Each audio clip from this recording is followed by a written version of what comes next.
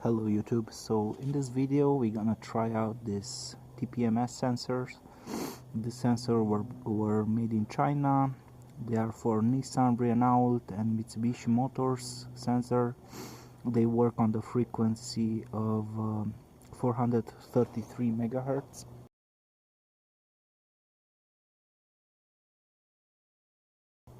So this is for my Renault Zoe, the newer model. This sensor was from the old Zoe. I tried to put this on, even though they are on the same frequency. They don't work in the new car. They say this sensor are better, and they have a self-learning function. So I installed it on my car. This is actually from the old Zoe that I tried to put on my car, and I couldn't even force match them with the car, even with the app and everything with Kanzie. So this is the new sensor. It's not original because the original one are almost 100 euro per piece. So this was 25 euro for 4 pieces.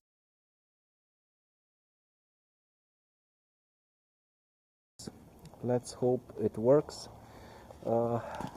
So this is the sensor install. I don't like them so much. They are really fragile. When I tightened the screw on there, I heard a crack inside, so maybe this part here cracked or something. So these sensors are definitely a good copy, but they are very fragile, so I really hate them. But this seems to be the only type of sensor that communicates with the car. I'm gonna go in my car and ride a little bit the car and see if the self-learning functions works and the car picks up the sensors. So let's hope it works. As I told you, be careful installing this sensor. They are really fragile. This old sensor, they are really strong. They have a metal bracket, and they were much stronger and much easier to install. This is the Chinese one. One of mine, the battery went down, so one doesn't work. This one was one of the original. As you can see, the battery here, where the place where the battery is, the battery released a little bit of gas, and as you can see, it's isolated, but it's has a bubble, but the sensor works. So I don't care about the bubble. What I care is that the sensor works. So yeah, I'm gonna stop the video and I'm gonna ride the car for a little bit to see if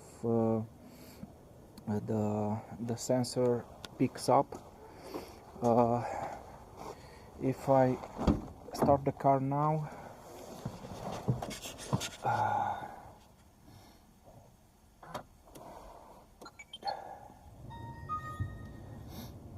so let's see. So tire pressure, I have no tire pressure. If you keep this button pushed up or down, but if I keep up, they will reset the tire pressure, so the car tries to match with the sensor, but to get the pressure you need the car to ride.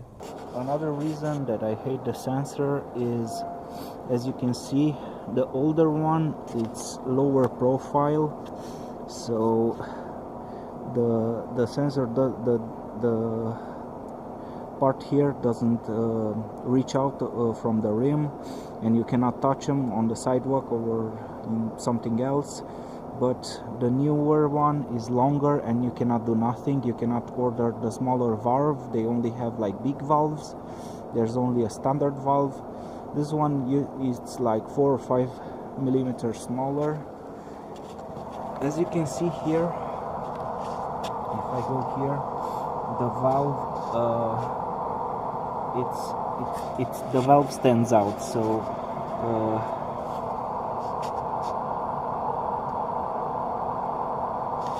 As you can see, I really hate this because you can hit something and I can already feel the sensor inside, so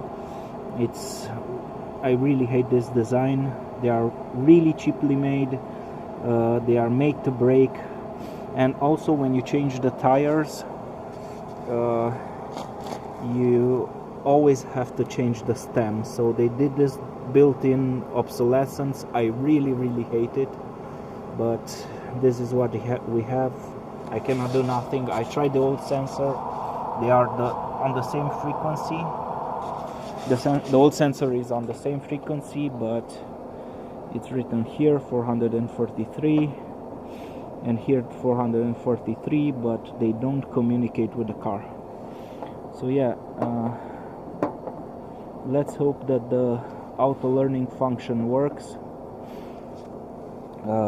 and I will go in my car and test this function out. If it works, I hope I can use them at least for 1 or 2 years. They are really cheap.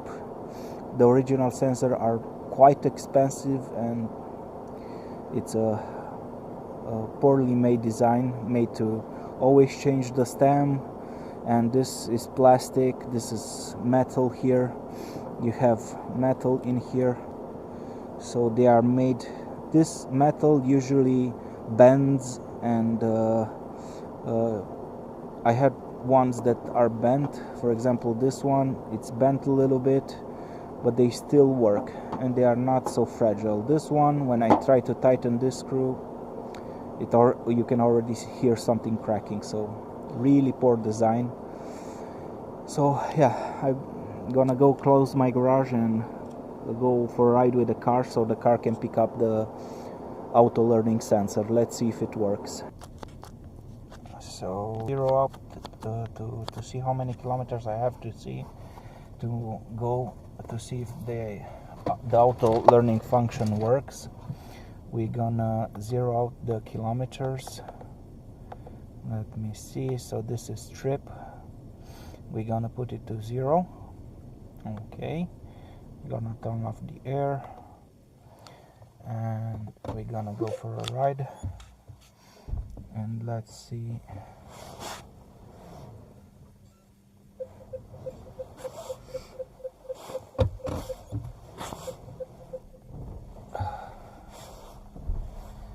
So let's see how many kilometers I have to drive before the self-learning or the car doesn't learn how to detect the sensors.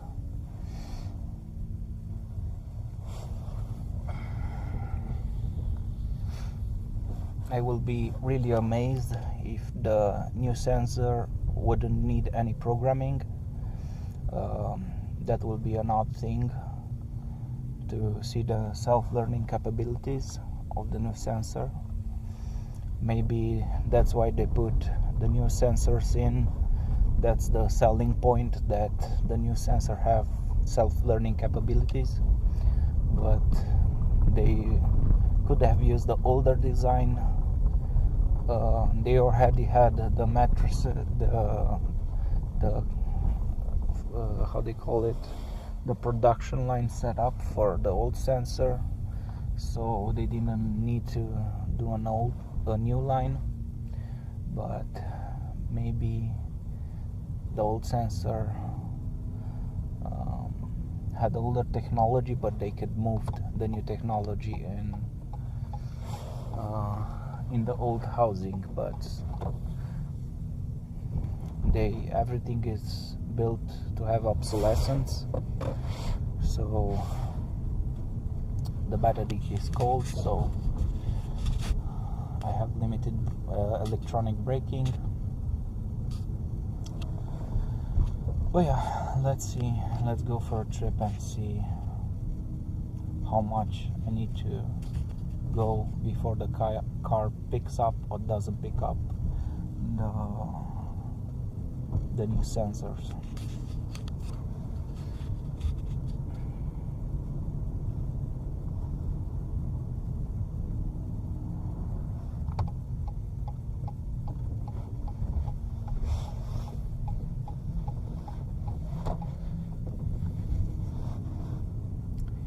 usually I think you need to go like 3 or 5 kilometers, or maybe you need to have the speed above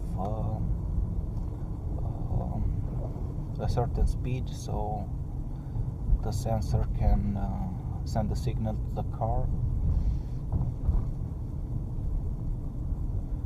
I don't know how much time it will take so the car can pick up the sensor.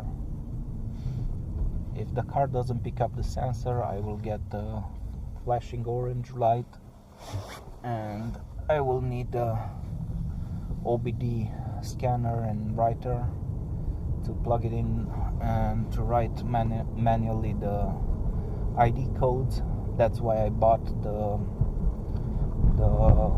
Foxwell TPMS reader and writer. You can watch my other video where I do the review of the TPMS reader.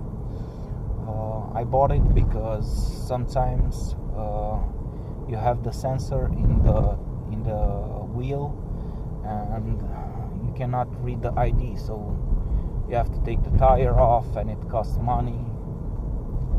This way, with that TPMS reader, you can read ID from outside the car without needing to take off the tire and off the wheel of the car and read it and then write it. To do this for all 4 wheels, it's a little bit expensive. Maybe it's 25 to 50 euro, and the tool was 100 euro, so I think it's worth it. If you scan 2 cars, you already won your money back, and also the tool can last for many years, and you can get nice use out of it. In the older days, these tools were very expensive. You cannot find a tool under 500 euro, but now with Chinese people having a good R&D, rip off and duplicate, they are copying all and reverse engineering all the testers and diagnostic system that countries in Europe and the States are producing. So I arrived at the longest stretch of road where I can go a little bit faster. I will maybe need to go outside the city. I'm at the exit of the city here, and I will try to run the car for maybe 10 or 15 minutes. In that time, I hope the car picks up the newer sensor signal, so let's see.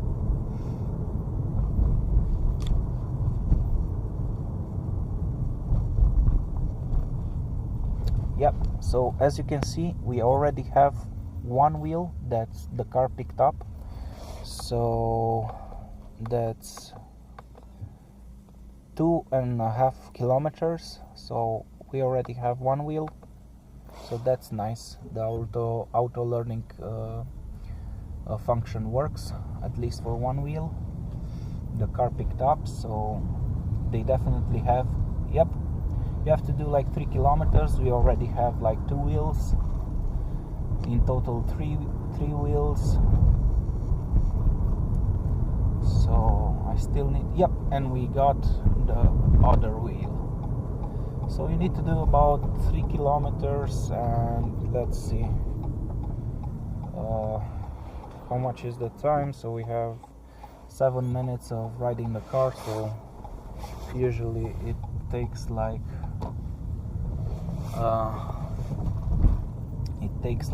10 minutes. So the auto learning function works. I don't have the orange flashing light. Also, I can see this TPMS sensor on my Renault I can see it on my phone app.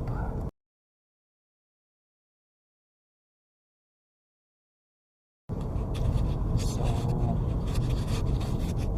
yeah, that's nice. This is the video for the sensor. They work, and the self-learning function works. You need to ride the car for let's see, 3 kilometers, and then the self-learning, the car will read the sensor. Thank you for watching this video, and see you in the next one.